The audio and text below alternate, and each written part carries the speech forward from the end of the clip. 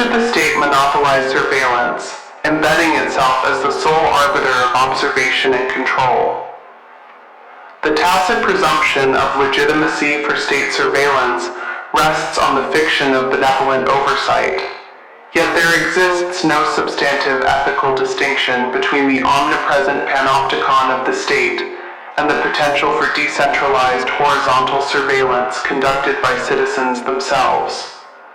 Both operate as mechanisms of power, normalizing the gaze and disciplining behavior through the implicit threat of being watched.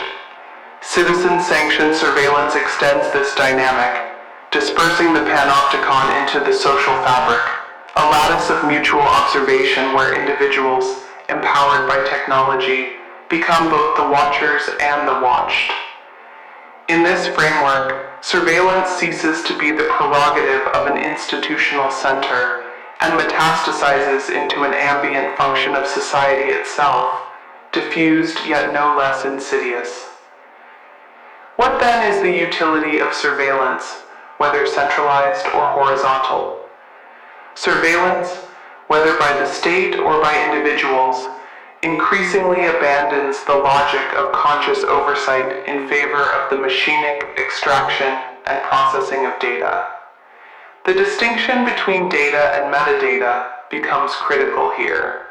Data provides discrete snapshots of actions or events, while metadata, patterns of relationality, flows, and contexts, offers the systemic schematics necessary for predictive modeling. Yet this data is no longer consumed by human agents. It serves the machine, a faceless assemblage of algorithms and automated systems that operate with an autonomy beyond human comprehension. These systems extract and reconfigure raw and relational data into subsumable schemata, creating outputs that no conscious entity can fully interpret, collate, or utilize, producing not utility but the perpetual replication of systemic inertia. In this paradigm, anonymous agents, state bureaucracies, corporate algorithms, even loosely networked citizens, become intermediaries fostering parasocial relations with individuals, manipulating the behavior of what might be called social livestock. These relations are not reciprocal, but extractive, designed to elicit data trails under the guise of engagement or intimacy.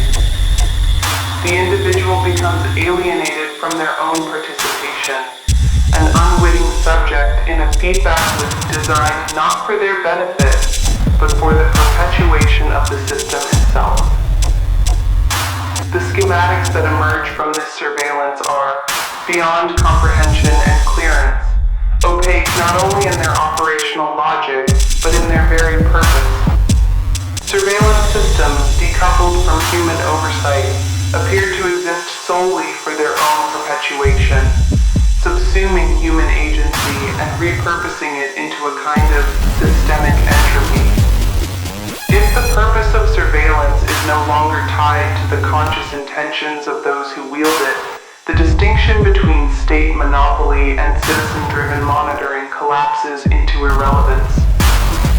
Both forms, in their essence, serve the same abstract machinery of control, a self-replicating system that erodes autonomy while offering no discernible utility for human actors. Surveillance has thus become a recursive loop of data production and processing, generating not insight, but the conditions for its own growth.